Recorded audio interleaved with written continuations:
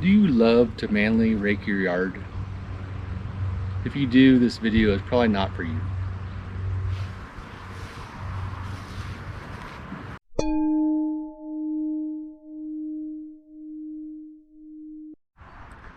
Hey there, it is Corey the Yard Buddha, and I wanted to do a video about power raking and dethatching. And yes, my yard is still covered with 3 feet of snow. It is the second week in March, so I just wanted to show you guys what I kind of have to go through each winter here in eastern Washington. We get about 5 feet of snow each year, and I do blow most of my snow off my driveway, so it's probably heavier here on the right than the left, but I'm going to have to wait for this to de-thaw here, which is normally around 1st of April or so, and then I'm going to get out here and power rake this with my Sun Joe power rake / scarifier.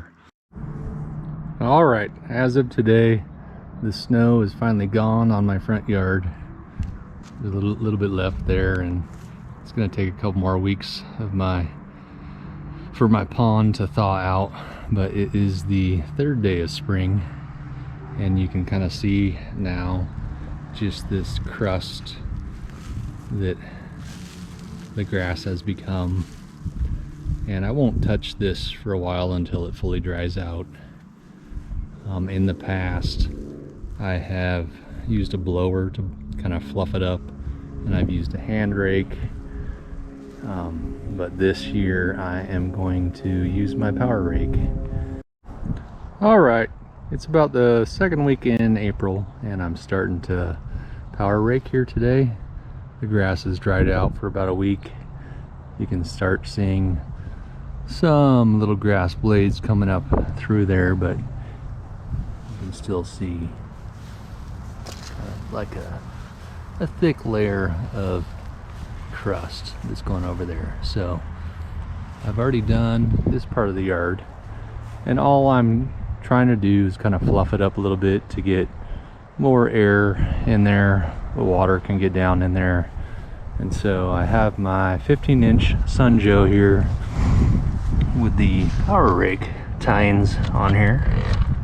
So these are not the Dethatcher.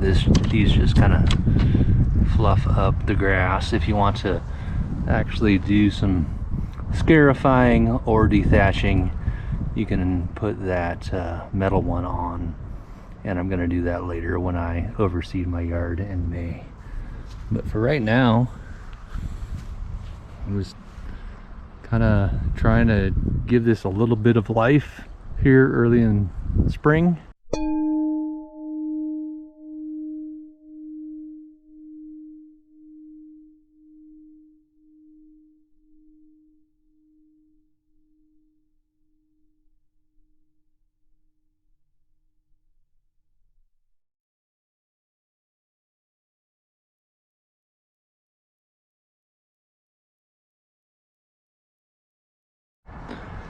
Alright, I got everything fluffed up here. All the crust is gone.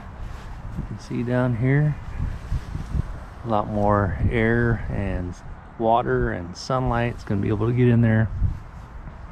It took me about an hour, 20 minutes to power rake, 20 minutes to blow, 20 minutes to pick up.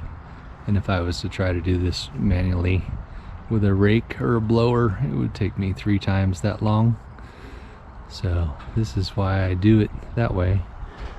I did put my Sun Joe kind of like the highest setting at first, and then I knocked it down 1 notch. I didn't want to take out too much green grass. I just kind of wanted to take out the debris, and you can kind of see in here, this is just all brown stuff. So later in May, I'm going to overseed this, and I'll do a scarifying video kind of showing that process, and then I will take out a lot more of the grass, but I'll check back in here in a couple weeks and just show you what it looks like. All right, here's what my grass is looking like later in April. I have not even turned on the water yet. I haven't fertilized yet, and I haven't even done my first mow, but I'm getting ready to do so because we've got some nice weather coming up. But I just wanted to show you kind of the benefits of using that Sun Joe power rake attachment just to lighten stuff up.